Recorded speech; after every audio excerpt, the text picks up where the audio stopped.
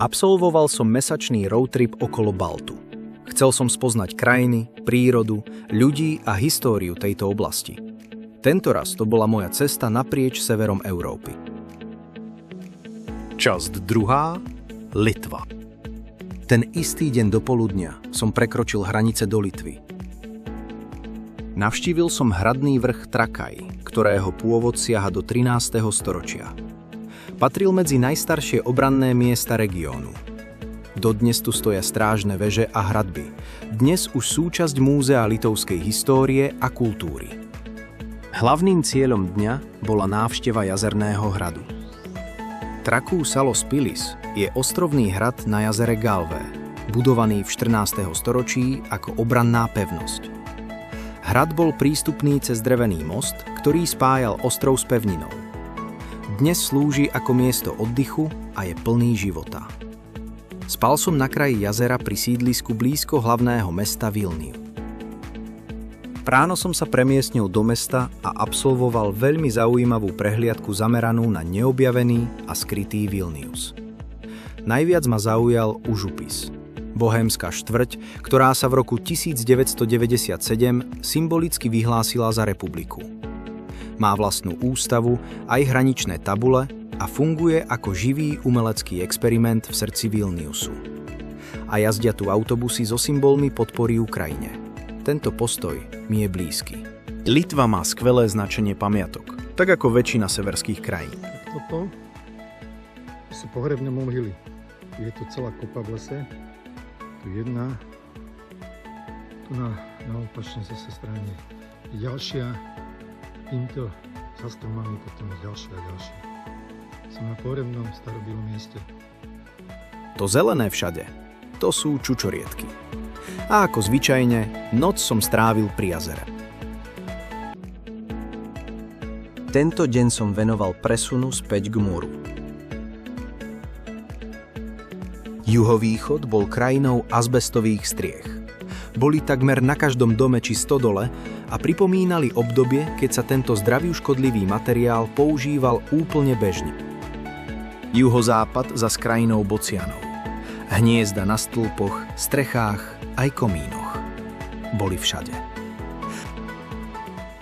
Prvým cieľom bolo Mingays Kaimas, prezývané litovské Benátky. Rieka Minia tu nahrádza hlavnú ulicu a medzi brehmi nie je žiadny most. Stihol som ešte aj maják na mise Vente. Je to malý výbežok v delte Nemunu v západnej Litve, známy historickým majákom a bohatou vtáčou migráciou.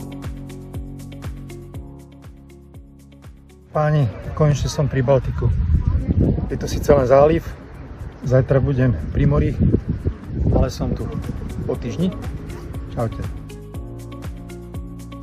Spal som na mieste s nádherným západom slnka, odkiaľ bolo vidieť Kuršskú kosu na druhej strane lagúny.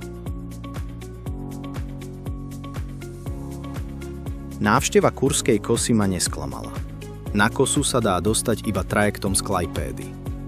Kurská kosa je úzky piesočný pás medzi Baltským morom a Kurským zálivom, ktorý vytvorili vetry a morské prúdy.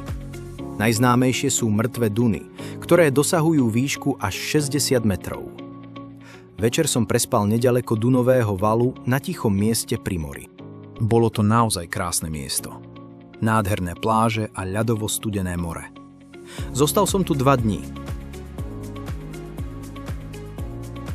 Bol som sa pozrieť na hranicu slobodného sveta so svetom Zmaru, Kaliningradskú enklávu.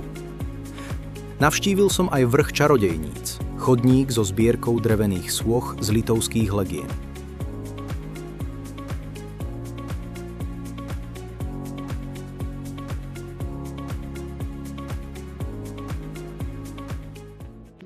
Trajektom som sa prepravil späť do mesta Klajpéda. Aj keď sú tu mnohé domy ešte z čias socializmu, ulice pôsobia priestranne. Využil som to a navštívil lodné múzeum. Vojenskú loď M52 Súduvis, ktorá bola minolovkou a slúžila 22 rokov. Zvyšok dňa som venoval presunu. Spal som pri jazere Plateliaj, ktoré sa nachádza v Žemajtískom národnom parku na severozápade Litvy. Mal som šťastie na počasie. Oblačnosť sa pohybovala presne v smere môjho putovania. Po obede som dorazil na horu krížov. Je to známe litovské pútnické miesto so 1000 krížov. Tradícia ich umiestňovania siaha do 19. storočia a miesto sa stalo symbolom litovskej viery a identity. Ten deň som sa ešte presunul k jazeru Pavésine v Žemajtískom národnom parku na severozápade Litvy, kde som prespal.